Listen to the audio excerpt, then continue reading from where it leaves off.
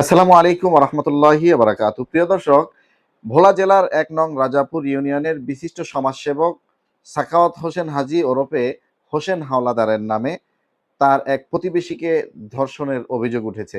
প্রিয় দর্শক, হোসেন হাওলাদার একজন সমাজসেবক মানুষ, একজন আলেম মানুষ। রাজাপুরের মানুষের হৃদয় গহীনে যিনি বাস করেন তিনি হলেন হোসেন হাওলাদার। এই হোসেন হাওলাদার রাজাপুরের মানুষ যেখানেই বিপদে পড়ে তিনি চেষ্টা করেন মানুষের বিপদে পাশে থাকার জন্য, এবং রাজাপুরের রাস্তাঘাট যেখানে যেই সমস্যা হয় সেখানেই এই হোসেন হাওলাদার তিনি কোনো প্রতিনিধি না হয়েও তার যে সম্পদ আছে সেই ব্যক্তিগত সম্পদ থেকে তিনি রাজাপুরের উন্নয়নমূলক কাজগুলো করে থাকেন। আমি রাজাপুরে দীর্ঘদিন চাকরি করার সুবাদে সেটাই জেনেছি। তো এই হোসেন হাওলাদারের নামে তার এক প্রতিবেশী এক মহিলাকে ধর্ষণ করার অভিযোগ উঠেছে। আসলেই কি হোসেন হাওলাদার ধর্ষণ করেছেন কিনা, প্রথমে অভিযুক্ত যারা তাদের পক্ষ থেকে একটি ভিডিও আমি আপনাদেরকে দেখাবো। এরপরে ভিডিওর শেষ অংশে হোসেন হাওলাদারের মুখের জবানবন্দি আমি আপনাদেরকে শোনাবো। প্রিয় দর্শক, প্রথমে চলে আসি হোসেন হাওলাদারের নামে যারা এই অভিযোগ তুলেছে যে হোসেন হাওলাদার এই মহিলাকে জোর জবরদস্তি ধর্ষণ করেছে। আসলে তিনি ধর্ষণ করেছে কিনা একটু কথাগুলো এই মহিলাদের মুখ থেকে একটু খেয়াল করে শুনবেন, তারপরে বিবেচনা করবেন যে আসলে ওনাদের কথা সত্য নাকি মিথ্যা। প্রিয় দর্শক, চলুন আমরা সেই ভুক্তভোগী মহিলাদের মুখ থেকে আমরা কথাগুলো একটু শুনে আসি। হোসেন হাওলাদার কলা কাটতেছে, আমার বইনে তাকে ডাক দেয় যে আপনি কলা কাটতেছেন কেন। পরে এক পর্যায়ে আমার বইনেকে সে মারধর করে, মারধর করার পর আমার বইনের মুখ চারটা দইরা আমার বইনের ধর্ষণের অভিযোগে সে বরের ভিতরে টেনে নেওয়ার যাওয়ার চেষ্টা করে। তো এক পর্যায়ে আমার বইনে অনেক ডাক সিকুর দিছে, দেওয়ার পরে অনেক বৃষ্টি ছিল, পরবর্তীতে আর কেউ শুনতে পারে না। এই সময় আমার বইনে অজ্ঞান হয়ে যায়। অজ্ঞান হওয়ার পরে জ্ঞান ফিরার পরে থেকে তার কানে জিনিস নেই, গলার চেইন নেই। তার পরবর্তীতে আমার মা আর আমার ভাবি এসে উদ্ধার করে।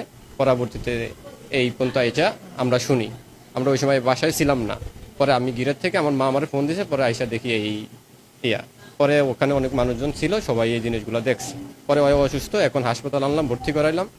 ভর্তি করে এখন ঘটনা দাবি করে হোসেন হাওলাদার সে তার আগেও পূর্বে অনেক তার নামে সে কাজের মেয়ের সাথে অকারেন্স ঘটনা ঘটছে, এরকমও তার রেকর্ড আছে, আপনারা জানতে পারেন। তার এমনিতে চরিত্র অনেকটাই খারাপ, আর সে ভূমিদস্যু। হ্যাঁ, শাস্তি হোক, তার ফাঁসি হোক, যাতে আমার বোনের ঋতু যেমন নষ্ট হয়েছে আর কেউ ঋতু যাতে নষ্ট না করতে পারে, আমার এই দাবি। এই ঘটনায় মামলা এখনো করি নেই। সারে গেছে, জারগা সারে, তারপর সাংবাদিক আরও গেছে, যা ছবি টবি তুলিয়া অ্যাম্বুলেন্স দিয়ে এনে নিয়ে এসেছি, ট্রিটমেন্ট চালাইতে আছি। ঠিক আছে, এখন ওসি স্যারের কাছে আবেদন যে আমার শালীর যেই হারে বেয়াজ্জতি হয়েছে এটার সূক্ষ্ম সমাধান যে হে করিয়া দেয়, এটি আমার কামনা। নামে ওই যে হাজি কাম করে সব পাজি ভাজি কাজের মহিলারা কে হেনু অঘটন ঘটাইয়া বহুত বাচ্চা জন্ম দেওয়া এনে জাল জরিমানা দিছে, টাকা দিয়ে ধামা চাপা দিছে। কেলাকাটের মতন জিজ্ঞাসা হোসেন হাওলাদার কেলাকাটের মতন জিজ্ঞাসা করলাম, কেলাকাটেন কে আপনি কার করে জিজ্ঞাম নিয়ে আমি গেছি এটি তো আমার কেলাম কাটেন কেন না কইয়া আমি দিয়ে আগে কেলা কাইটা ফোন দিয়া কোন ভারিতে আমরা চুরি কিরা নেই, কেলা তো আপনি কাটেন চুরি কিরা এই কথা কইয়া ছাতি দিয়ে বাড়িতে হয়ে লাইছে মতন আমি আবার হ্যাঁ গেঞ্জি বাড়িয়ে দোষী মতন হয়েছে আমার এই চৌকের মধ্যে গোড়ে আমি হ্যাঁ গোড়ে আর কামড় দিছে আমার আর জ্ঞান নাই হিতে আমার তাই না মুখ সাফা দিয়া তাই না বরের সঙ্গে লইয়া যায় নিয়ে আমার হেরো নিয়ে কি করছে আমি আর কইতাম না। তখন আমি জ্ঞান হইটা দিছি মাঠের ভিতরে, তখন আমার মা আমার বাবি গেছে যায় দেরি হেন, যখন আমার জ্ঞান ফিরছে তখন দিয়ে আমার নাকেরও জিনিস নাই, কানের একটা নাই, আর গলার চেন নাই। এই ফোন তুই আমি জানি আর কি বিচার করতে পারবো না। হ্যাঁ, জামা কাপড় ছিলাম দুইটা দুই তিনটা লাঠি আর চুলি তো চলে দিয়েছি, চুল দুটা খেলে টানতে আসি ভেতরের ভিতরে।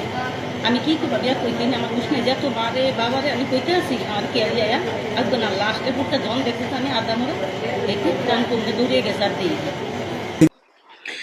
প্রিয় দর্শক, ভুক্তভোগী নারী এবং তার পরিবার এবং তার আত্মীয় স্বজনের মুখ থেকে শুনলেন যে হোসেন হাওলাদারের নামে অভিযোগ করা হলো যে হোসেন হাওলাদার তিনি এই মহিলাকে ধর্ষণ করেছেন।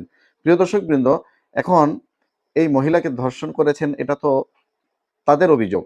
আসলে হোসেন হাওলাদার তিনি হসপিটালে ভর্তি আছেন, তিনি এ ব্যাপারে কি বলেন চলুন আমরা তার মুখ থেকে তার কথাগুলো শুনে আসি, আসলে তিনি ধর্ষণ করেছেন কিনা।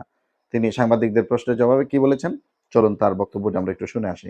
আমার ধরছে আমার ফিলার আমার দৈনন্দিন ফিলার করতে ফিলার উঠে আনি দিছি, এই জন্য ফিলার 4-5 দিন না দর্শন গিয়ে না কপালে কেমন দেখ না, খবর চলাইছে, খবর সব না দশাদি করতে আমি চৌক চৌক আঙুল দিছি, এবার আমি আঙুল কামড় দিছি, আমার আমি শরীরে আমার এই অবস্থা কামড় দিছি, আমার দাঁড়িয়ে এমন দুধ হচ্ছে আমার এইটা আমার ব্যথা করে এইটা, হ্যাঁ আঙ্গুলে আঙ্গুলে ওর আর দিছি হাতে এনে হাতে হাতে আর আঙ্গুল দিয়েছি এই এনে এনে আমার ছাড়ে না, ওই দাঁড়িয়ে দেখতে আমি কামড় দিছি, ধরে ধরে আর কাছে কামড় দিছি, আর কাছে দিয়ে ধরে এর ধরে এর ধরে আমি দিয়ে কামড় দিছি, আমার ছাড়ে না, আমার ছাড়ে না। প্রিয় দর্শক, অভিযুক্ত হোসেন হাওলাদারের কথাগুলো আপনারা শুনলেন। তিনি বললেন যে তিনি এই ধর্ষণ করেননি, তার নামে মিথ্যা অভিযোগ করা হয়েছে। উল্টো এই মহিলা তাকে হেস্তনেস্ত করার চেষ্টা করেছে, তাকে আঘাত করার চেষ্টা করেছে, তার উপরে ক্ষেপে গিয়ে তার উপরে বিভিন্ন রকম আক্রমণ চালানোর চেষ্টা করেছে। শেষ পর্যন্ত এই হোসেন হাওলাদার নিজের আত্মরক্ষার্থে ওই মহিলার চোখ টিপে ধরেছে এবং তার হাতে কামড় দিয়েছে। এখন বিষয়টা হলো, মহিলা যে অভিযোগ করলো, এই অভিযোগটা মানে আসমান থেকে আসমান মাথায় ভেঙে পড়ার মতো আমাদের কাছে এমন মনে হচ্ছে। কারণ হলো, হোসেন হাওলাদারের ব্যক্তিগত আমরা যতটুকু তাকে চিনি, তিনি খুব ভালো একজন মানুষ, খুব ধার্মিক একজন মানুষ, আল্লাহওয়ালা নামাজি মানুষ। তার দ্বারা এমন কাজ হবে এটা আমরা কল্পনাও করতে পারি না। তো যাই হোক, অভিযোগ এসেছে, এখন এটা তদন্তের পালা। এবং হোসেন হাওলাদার তিনিও বললেন তিনি ধর্ষণের সাথে জড়িত নন। এখন রাজাপুরের আজকে ফেসবুকে বিভিন্ন পোস্ট আমরা দেখলাম, প্রত্যেকটা মানুষ হোসেন হাওলাদারের পক্ষে বলছেন যে হোসেন হাওলাদার ষড়যন্ত্রের শিকার, তার নামে মিথ্যা অভিযোগ তুলে তাকে লাঞ্ছিত করার চেষ্টা করা হচ্ছে। প্রিয় দর্শক, এখন প্রশাসনের কাছে আমাদের দাবি হলো, এটাকে সুষ্ঠু তদন্তের মাধ্যমে যদি হোসেন হাওলাদার দোষী হয়ে থাকে তাহলে তার জন্য উপযুক্ত বিচার হয়। আর যদি হোসেন হাওলাদার এই ধর্ষণের সাথে জড়িত না থাকেন, ওই মহিলা যদি মিথ্যা অভিযোগ করে, তাহলে ওই মহিলার জন্য সর্বোচ্চ শাস্তি, যেটা এই মিথ্যা অভিযোগ করার কারণে যে শাস্তি হওয়ার দরকার, সেই শাস্তিটা যেন নিশ্চিত করা হয়। এটা রাজাপুরবাসীর পক্ষ থেকে, আমরা ভোলাবাসীর পক্ষ থেকে আমরা এই দাবি আমাদের দেশের প্রশাসনের কাছে জানাচ্ছি, আইন আদালতের কাছে জানাচ্ছি। প্রিয় দর্শকবৃন্দ, হোসেন হাওলাদারের মতো ব্যক্তি এমন কাজ করতে পারেন কিনা আপনাদের কি মনে হয়? কমেন্ট বক্সে আপনারা কমেন্ট করে জানাবেন এবং ভিডিওটা প্রচুর পরিমাণে শেয়ার করে অন্যান্য ভাইদেরকে দেখার সুযোগ করে দিবেন। প্রিয় দর্শকবৃন্দ, আজকের এই ভিডিও এ পর্যন্ত। দেখা হবে, কথা হবে নতুন কোনো ভিডিওতে। ততক্ষণ ভালো থাকবেন, সুস্থ থাকবেন। আল্লাহ হাফেজ। আসসালামু আলাইকুম ওয়া রাহমাতুল্লাহি ওয়া বারাকাতুহু।